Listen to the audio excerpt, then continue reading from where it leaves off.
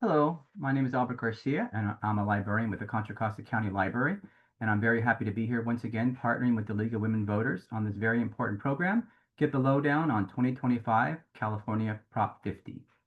This program will have a Spanish interpretation, and I'm going to invite our interpreter, Vanessa Cardenas, on now to explain how to turn that function on. Vanessa?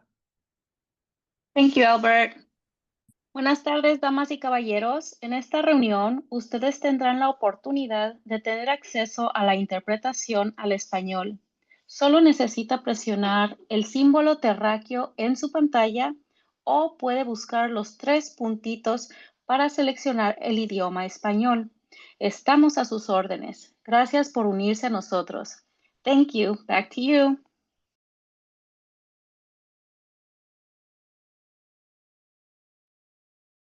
Thank you, Vanessa. Once again, I'm very happy to be here today for today's program. And before I hand it over to the League, I just want to talk a little bit about the library services. And to do that, I'm going to throw up some slides here. The Contra Costa, I better share it first. Here we go. The Contra Costa County Library is happy to connect you with our resources, services, and materials at all 26 of our branches. Access more than 1 million physical items, including international language collections, and thousands of digital materials 24/7 at ccclib.org. Visit any library to use our public computers, printers, and free Wi-Fi. You can also visit one of our branches with laptops for on-site use or check out a Wi-Fi hotspot for 3 weeks. Contra Costa County Library's adult literacy program trains and supports volunteer tutors to deliver basic literacy instruction to adults throughout the county. Visit our website and sign up for a digital library card today. And I'm now going to hand it over to the League and Sean. Sean, take it away. Thanks, Albert. Good afternoon, everyone. My name is Sean Gilbert, and on behalf of the Contra Costa County Library, the League of Women Voters Diablo Valley, the League of Women Voters West Contra Costa County, and Contra Costa County TV, welcome to our community conversation webinar, Get the Lowdown on Prop 50. Before we begin, I would like to review a few housekeeping items. This is a Zoom webinar, so the audience's microphones are muted and the videos are turned off. If you have any questions for our guest panelists today, please submit them using the Q&A button at the bottom of your screen. A member of our team will share your questions with the guest panelists during the Q&A portion of the presentation. This webinar is being recorded and it will be posted to the YouTube channels of the Contra Costa County Library and the League of Women Voters Diablo Valley. Site addresses for those YouTube channels will be displayed on the screen at the end of the program. Additionally, Contra Costa Television is broadcasting this webinar today and will rebroadcast the program. The dates and times will be posted on your screen at the end of the webinar. Contra Costa Television is available to watch on Comcast Channel 27, AT&T UVerse Channel 99, Astound Channel 32, and online at contracostatv.org. We will also post the contact information for our panelists and the date and subject of our next community conversation at the end of this program. The League of Women Voters is a nonpartisan grassroots organization working to protect and expand voting rights and ensure everyone is represented in our democracy. We empower voters and defend democracy through advocacy, education, and litigation at the local, state, and national levels. The League of Women Voters of the United States believes that democratic government depends upon informed and active participation at all levels of government. We invite you to join the League of Women Voters and support our work. You can join the League by visiting lwvc.org/join. It is now my honor and pleasure to introduce our presenters, Janet Hoy and Kathryn Wilder. Janet Hoy has been involved in the League for over 10 years. She focuses primarily on elections, working on education and advocacy. Janet has also been involved in local issues with the leagues in both North Carolina and California. Janet's professional background was in the health insurance industry, working for insurance companies in a variety of regional roles and working for a large integrated hospital system in San Diego. Kathryn Wilder joined the league in 2024 and began serving as an at-large board member in July of this year. She has 30 years of experience as a leadership and organization development consultant, coach, and facilitator, primarily with federal executives and healthcare leaders. She has partnered with 12 hospital and healthcare systems and 22 federal agencies, supporting and challenging leaders to embrace risk, engage and empower people, build agility, and navigate complexity to generate fresh solutions. Kathryn has served as president of the board of 2 regional professional associations, as well as board member for the International Leadership Association. She earned her PhD in leadership and change from Antioch University. Janet and Kathryn, take it away. Thank you so much. Thank you, Sean. Really appreciate that introduction. And I know I speak on behalf of Kathryn here too. We are delighted to be here, and we are delighted that you all are tuning in to listen to information and the pros and cons specifically on Prop 50. So Albert, if you could put the first slide up, that'd be great. Kathryn and I are going to be sharing this presentation, so you know, so we'll be handing it a little bit back and forth. And please, as Sean indicated, please do put your questions in the Q&A. We love to get questions, and I suspect that this will only take maybe 25 to 30 minutes or so, so we'll have lots of time for questions.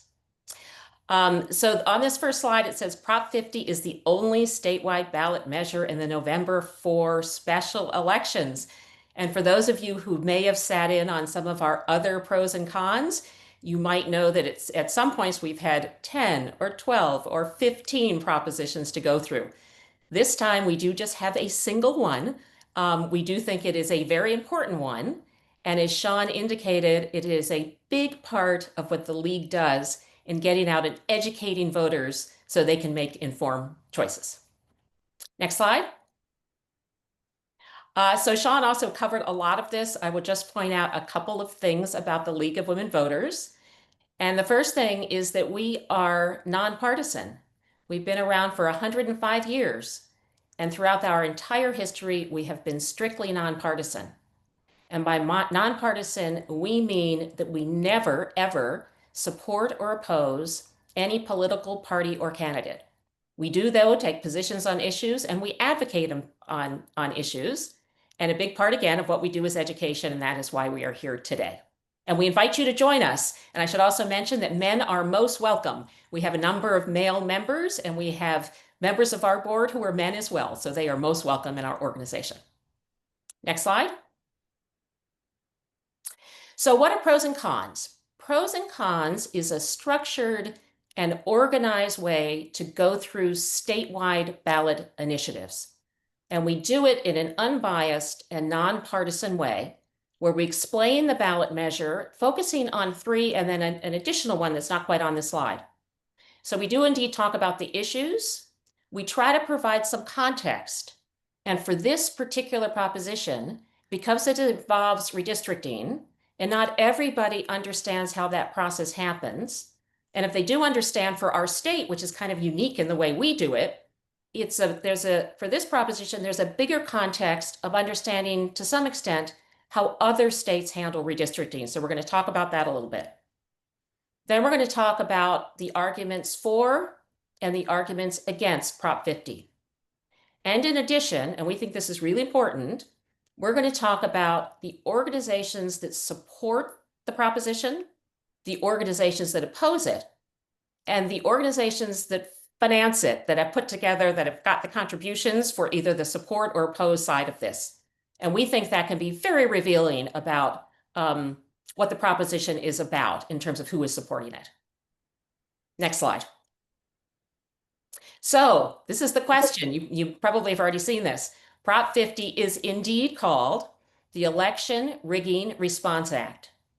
And there is a single question, and that question is, should our California Constitution be amended to allow temporary changes to congressional district maps in response to Texas's partisan redistricting? That is the whole question. You're going to answer either yes or no on that one. Next slide, please. And now I'll hand it off to Kathryn. Thanks, Janet. And before I begin to touch on some of the background points, did you want to mention anything about sources consulted? I do. Thank you so much for reminding me. Yeah. So I think it's important that you all understand where we are getting our information. And there's just a couple of sources, actually. We get the information from the voting guide and the actual proposition language from the Secretary of State's office. We get the financial information from the Legislative Analyst's Office, and that is the part of the California legislature that analyzes financial data and gives information back to the legislature on the fiscal impact. So that's where we get that part of it. We also have taken some information from the League of Women Voters Easy Voter Guide, as well as Cal Matters. And Cal Matters is a nonprofit, nonpartisan, California-based organization that provides information on public issues throughout our state. And at the end, we will have QR codes that you can actually cue in on to get any one of those organizational pamphlets and organizational websites, as well as a QR code if you need to register to vote. But that's where we get all this information. So some of it might appear to be a bit hyperbolic at times, but we take the information from those sources. We're not making it up or doing any kind of massaging to it. We get it strictly from those sources. So thank you, Kathryn. Appreciate that. Yeah, great. So everyone, just have your phones ready to grab screenshots or scan those codes too. So a few background points before we dive deeper into the context related to what is redistricting. And it is the process of choosing geographic boundary lines for our congressional representation. And in most of our states, the legislature determines those district lines, and how we are doing this in California and have been doing this is through an independent commission. And there are other states who use commissions, but they're not always independent. And you can see in the right column of the slide, there are a couple of states that use a sort of a hybrid process. But in California, fully independent, and we do this based on census data every 10 years. So the last time would have been after the 2020 census data collection. And so the temporary nature of this proposition will take us up to the next census in 2030. And on the next slide, with that background, we'll contextualize this just a little bit further in terms of the situation driving the proposition. At the request of President Trump, Texas has redrawn congressional districts to help Republicans maintain control of the U.S. House of Representatives after the 2026 elections. And so to counter this move, Governor Newsom and our state legislature have proposed redistricting in California. And so now it's in the hands of the voters. And the proposal includes replacing California's current congressional district maps with new legislatively drawn maps beginning with those 2026 elections. And Janet will walk us through, actual maps that we'll look at. The proposal also directs the Independent Citizens Redistricting Commission in California to resume enacting congressional district maps in 2031. And it also calls for a change in federal law to require redistricting be done by fair, independent, and nonpartisan redistricting commissions nationwide. And then one final context point related to the fiscal effects, and this is important because it might be different from what some of us have been hearing. There is a one-time cost to counties of up to a few $1 million overall statewide. And that would be required to update election materials that would, reflect the new congressional district maps. And so to summarize on the next slide, what does Proposition 50 do? It requires temporary use of the new congressional district maps through 2030. After 2030, the independent commission will resume enacting the drawing of the maps. And it also calls upon Congress to pass the legislation that I just referenced to mandate nationwide independent commissions for redistricting. And then again, just to highlight the fiscal impact, it's a one-time cost up to a maximum of a few $1 million statewide. So that's the summary. Now diving into some of the specifics with the maps, Janet. Thank you. Next slide. I might also just reference that there are some other states that are considering mid-cycle redistricting. So again, mid-cycle just means that it's before the next census and the normal time that states go through a redistricting process. So there are 7 of them. They are Florida, Ohio, Indiana, Missouri, New Hampshire, Nebraska, and South Carolina. So as Kathryn referenced, there was a trigger in this proposition that said if Texas goes through with its redistricting, we will put Prop 50 before the voters. And that did indeed happen. It, of course, did not anticipate that there would also be many other states that are taking a look at redistricting. So onto the maps. So the map on the left is the current congressional districts, and the map on the right are the proposed congressional districts. And we have 52 districts in the state of California. And one of the federal rules around redistricting is that districts have to have approximately the same amount of population. And that population is about 780,000 people in each one of the districts. So if you look, just for example, if you look for the districts that are at the northernmost part of the map, so that would be 1, 2, and 3, you see that they are really big districts, really big geographic districts. And the reason for that is there's not a ton of population there. So in order to get the requisite number of citizens and people living there, they had to go over a lot of geography. You will also notice on the map on the right that those districts have changed a good bit. So 1, 2, and 3, kind of at the top and then the right-hand part of your maps.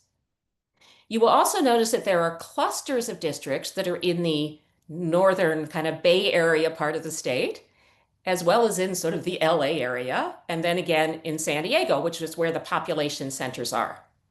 So this just gives you a little bit of a comparison on how districts are changing. Next slide. So which districts will be most affected? Prop 50 is going to redraw lines primarily affecting the 5 districts that are Republican held. So those are 2 I just referenced that are in sort of the northern and eastern part of the state. That's California 1 and California 3.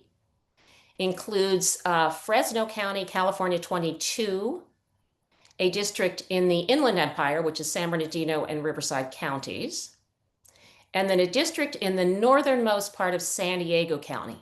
And you can see the representatives who are listed there.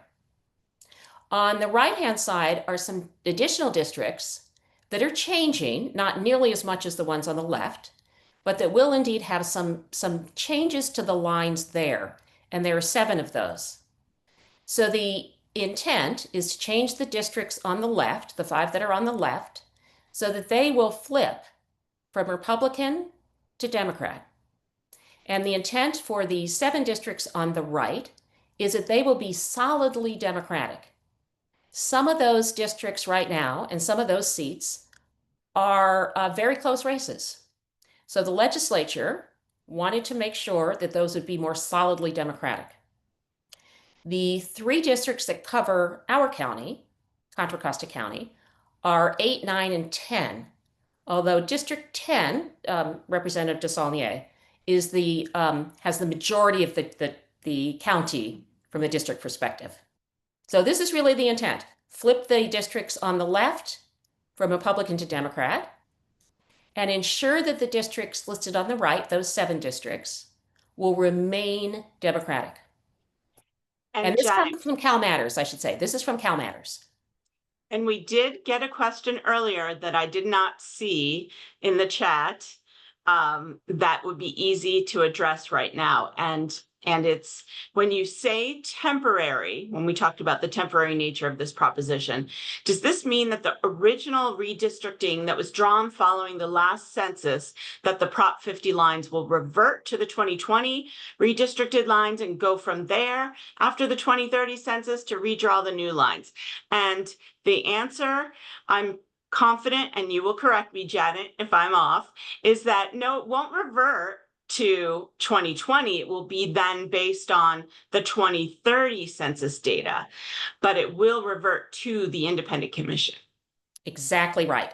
So these temporary districts, as we're calling them, the temporary districts are in place for the 26 election, the 28 election, and the 2030 election.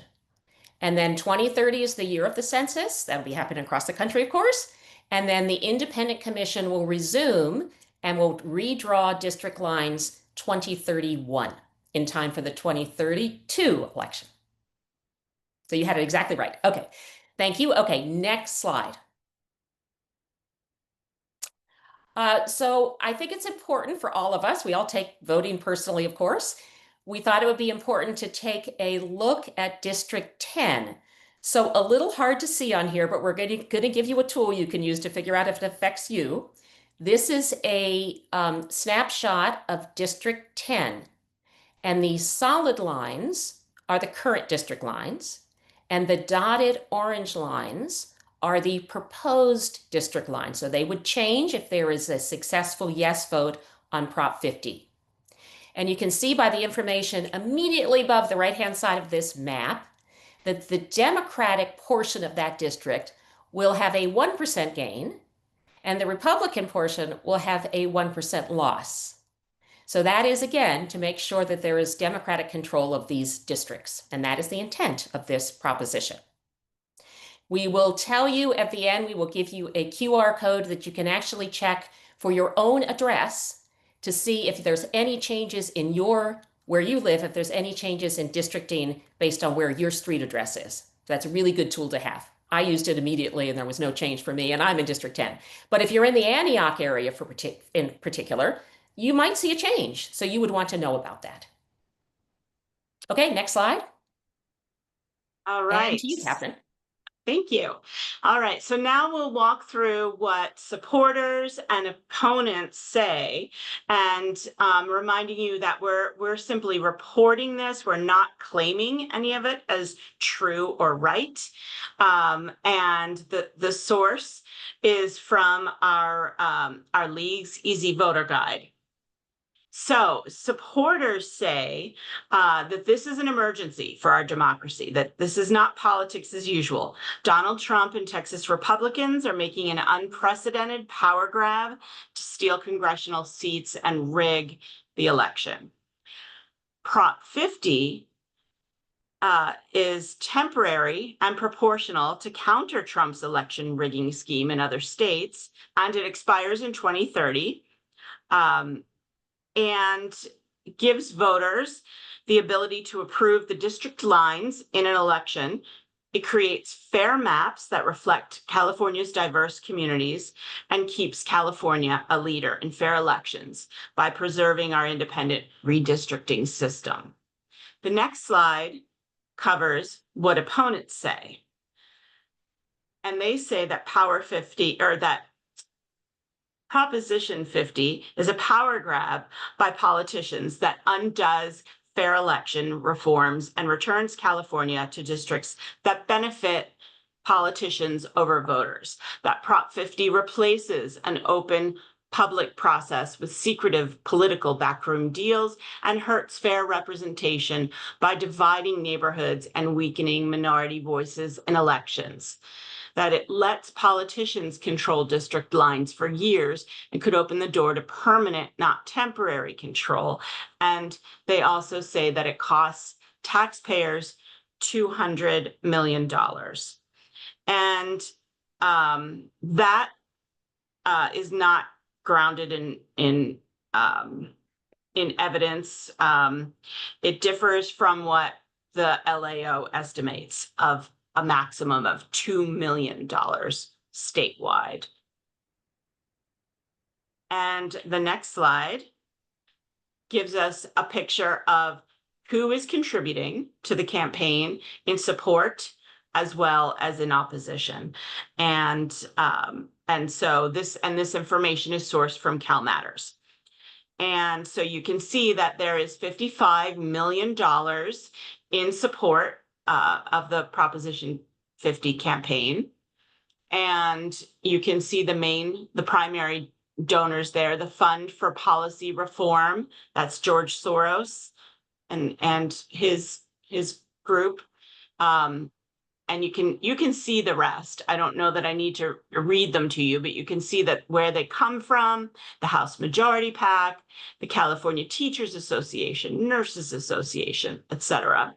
And then there is $9.9 thousand from small donors. And that comes from 873 contributors.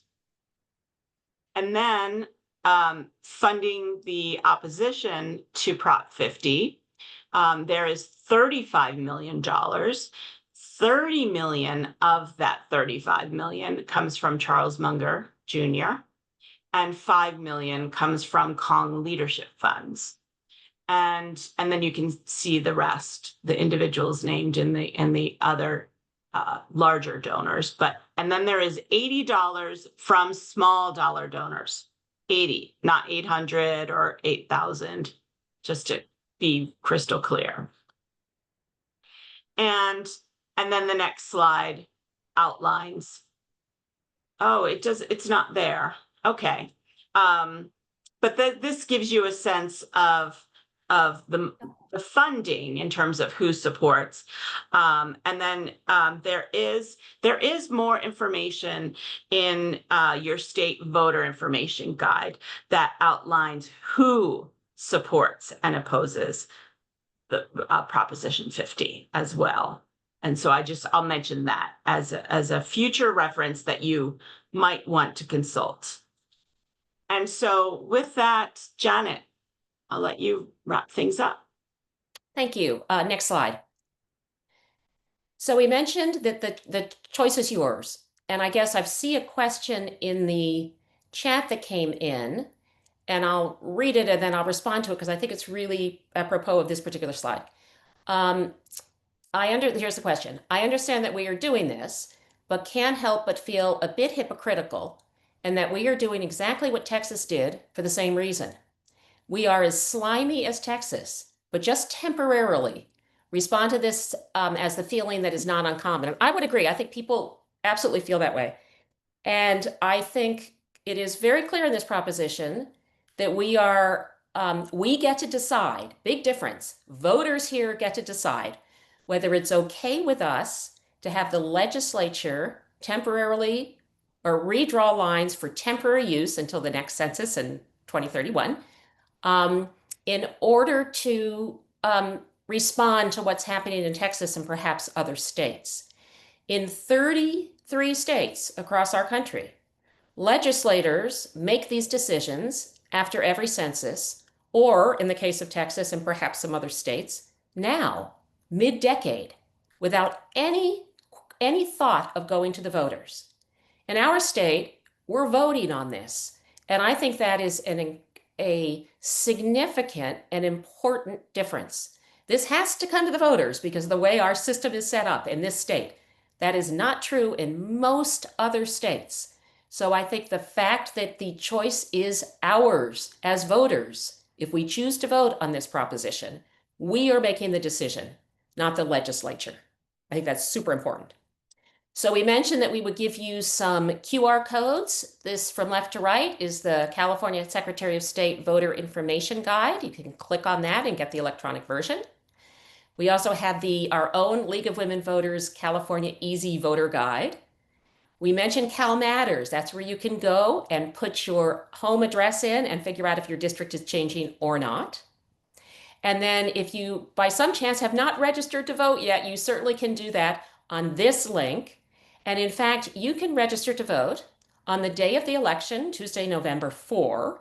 Your vote will be provisional until the Secretary of State and the Department of Elections can verify your identity. But you can indeed register to vote and vote the same day, November 4, if you show up at a polling place.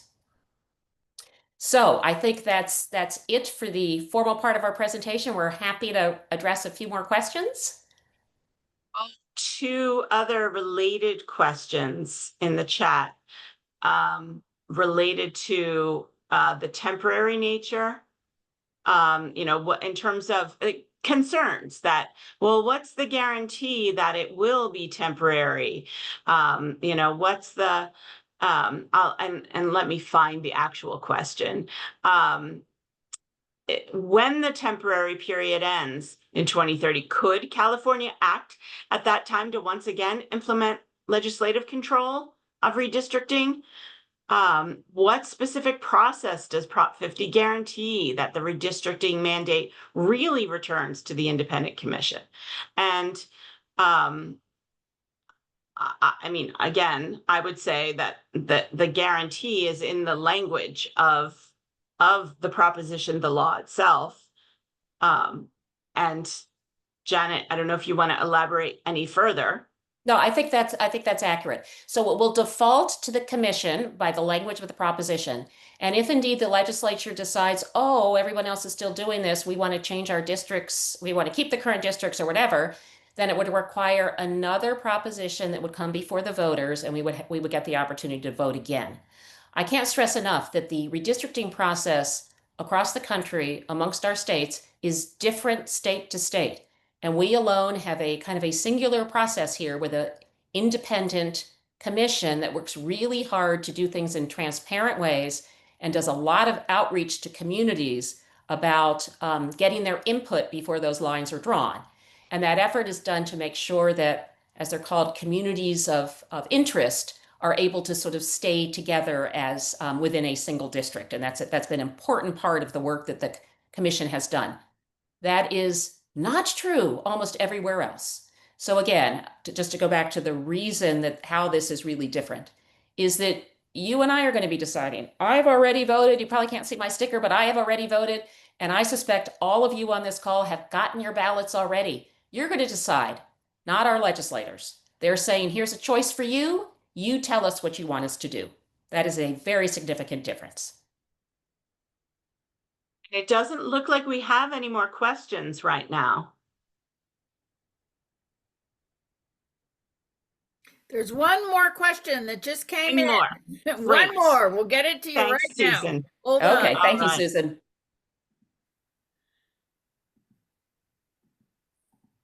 I'll also just add a little plug for the League. The League takes its education role really seriously. And this webinar, as well as other meetings that are happening up and down the state, we are just one league in Contra Costa County, but we have sister leagues up and down the state who are doing webinars and who are doing outreach so that people understand this issue. We think it is an incredibly important one. We think there are thoughtful people who are on either side of this issue. We invite you to do any exploration you need to do to come to a decision yourself, but please do vote. Your vote really matters, and the future of what happens is in your hands, really, certainly in our state and its impact on other states nationwide. All right. So the question that just arrived, I'm looking at the map I live in Antioch, cannot tell if I am in the proposed district or not. It looks like it is between the two.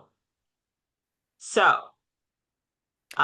where would one go to find out where you plug in your address? Cal Matters, the Cal Matters district lookup, it's still on the slide. Please go there. It's incredibly easy to use. We would recommend that you do that. Important to do. Right. So I think I see another question here. Yep. In the call for change to federal law to set up redistricting commissions, can a state call on the federal government to do this? They actually can't. This was a request. I can actually read it to you. I found it super interesting. So what the proposition says is that it, and I'm quoting, asks the U.S. Congress to change federal law and propose an amendment to the U.S. Constitution to require redistricting be done by a fair, independent, and nonpartisan redistricting commission nationwide. It does not require any particular action by Congress. I don't think our state has the authority to tell Congress what to do. What they are doing instead is saying, we think it is an uneven playing field across the country. We think there should be standardization to how redistricting is done, and we think it should be done the way we have traditionally done it, by an independent commission that acts in transparent ways and engages the populations across their state who will be impacted by this. That's very important. Unfortunately, I kind of think that's not going to make a big difference to our current Congress, but I think it is important that that was stated in this proposition because it tells us where the legislature and the governor stands on redistricting writ large. Right. So for the record, they're making the ask. And I see in the comments too that Mark Saulnier has also has legislation to require independent commissions for all states. And someone mentioned something about the presidential election debates, which we haven't done for years and years and years, but I remember the league doing it. I think I was pretty young then, but and I think that whole process has become so politicized. I'm not sure any organization any longer can really manage the debates at the presidential level, and even at some of the Senate levels, it's gotten a bit wrought is probably, or overwrought is probably a good way to put it, with all kinds of rules coming from either side, et cetera. But thank you. We wish we could be more involved in that as well. We do, though, do a lot of candidate forums locally, as you know, for local positions and maybe some congressional positions too. Janet, do you know which states have an independent commission like California? I don't think any has one that is exactly like California. I don't, let me see, hang on. I do not. Sorry. And some have what is called an independent commission, but then the legislature needs to approve the lines. So it's sort of tricky. Hence the call by, I guess, Mark Saulnier and our legislature and governor to make things standardized. That is something that really should have been in our U.S. Constitution. There's a question. Oh, I'm sorry, Kathryn. I was just going to add that California's Independent Redistricting Commission is considered a gold standard in the country right now. But I might also add that the Redistricting Commission has 5 Republicans, 5 Democrats, and 4 who do not belong to either of those parties. So although it is, it's bipartisan, I guess we should say. It's not nonpartisan, it's bipartisan. So the people who are identify themselves as Democrats and Republicans are representative, and people who are identified as not having a party preference are also part of it. 2 more questions. One, does Charlie Munger live in California? He lives in Palo Alto, according to my research. And then, won't all Republicans vote against and all Democrats vote for? Not necessarily. I mean, it isn't that clear cut. This is one of those questions I wish we could have like an exchange, engage with the group on. And I don't know, Janet, do you want to say any more about that? I suspect that it may be pretty partisan, but I think people on both sides understand that this is a unprecedented situation in our country, and that perhaps because of that context, people's feelings may have changed. And I think again, good people on both sides of this who may disagree have thoughtful responses to it. And it's a little more complex than just I'm a Republican, so I'm against this, and I'm a Democrat and I'm for it. There probably is some of that for sure. But again, we live in, it's so overstated, but we live in unprecedented times. And again, this was triggered by our president asking another state to do this. So I think the situation is quite unique. And there's also, do we really think that passing this bill will adequately offset what other states are doing? And it's, I mean, it's the most or best we can do. I mean, that's the intention of it, to counter that. Since I don't think we have any other questions, I would invite people to investigate or look into the League of Women Voters US initiative that's called Unite and Rise. It is an effort to mobilize 8.5 million Americans to oppose and protest against some of the more, what the League considers the sort of more egregious anti-democratic things that are happening from the current administration. And we're doing it on our own local level here in Contra Costa County. And that involves the League being really out front at protests. The next big one is coming up on October 18, and we're going to have our banner, and we're hoping to add to the group size. We're not inventing these rallies. We're doing it in conjunction with Indivisible across the country, as well as doing some periodic educational outreach. We had a panel discussion about 3 or 4 weeks ago that involved city mayors, a county supervisor, a county head of education, county superintendent, the head of education, to talk about the impact locally of the DOGE and BBB cuts. And it was very well attended, and I think we all learned a lot.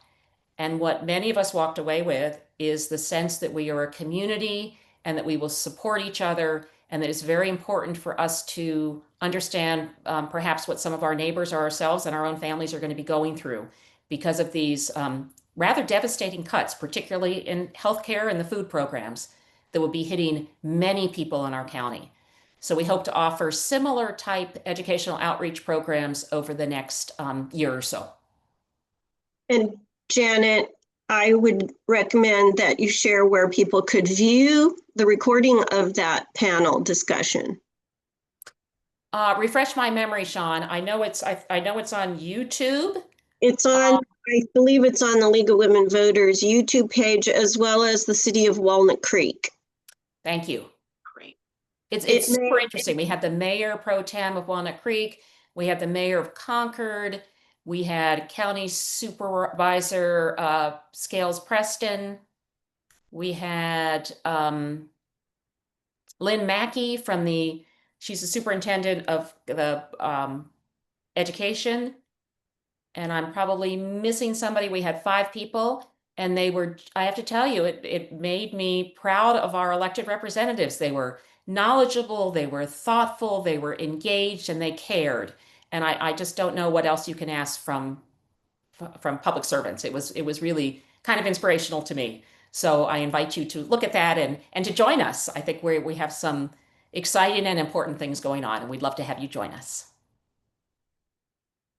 And we did get a couple of reminders in the chat, and I believe it's connected to the earlier question about, well, won't all Republicans vote against and Democrats for?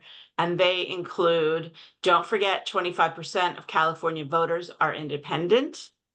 And also, our votes are secret. Therefore, those who profess to be on one side may vote otherwise. So seeing no further questions, I would just thank everybody for attending. It's been really fun to be a part of this. It's always a little strange that we can't see your faces, etc. That always makes it a little weird, but We certainly are very glad that you were part of this. The election is November 4. Please do vote. That's the most important thing you can do. And if you have other things that you would like to get in touch with us about, you are certainly welcome to. You can do that through our website. So thank you all very much. Happy voting. And I'm not in Contra Costa County at the moment, but I understand it's a lovely day. So I hope you enjoy the rest of your day. Thanks, everybody.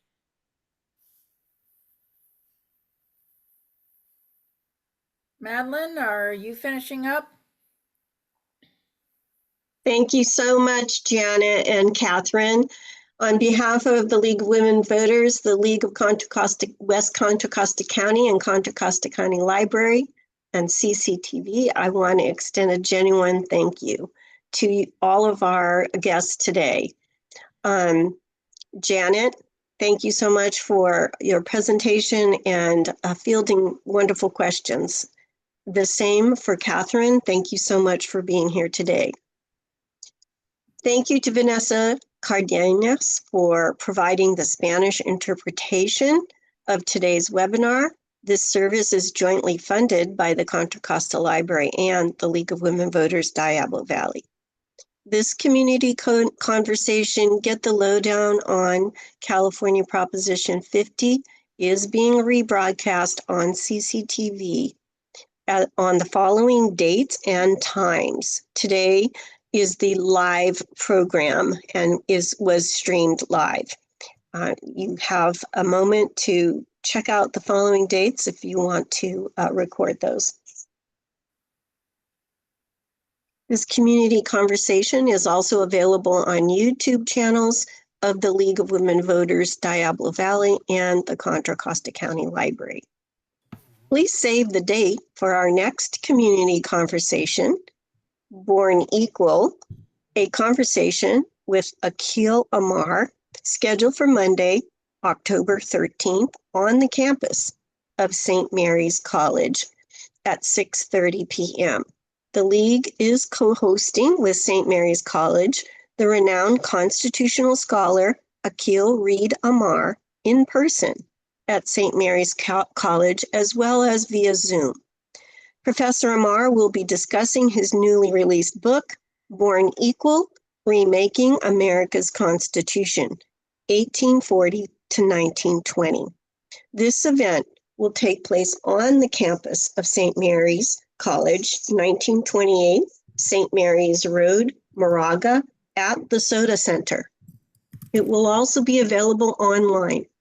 Please visit the Contra Costa County Library events page to register to attend online. No registration is necessary to attend in person.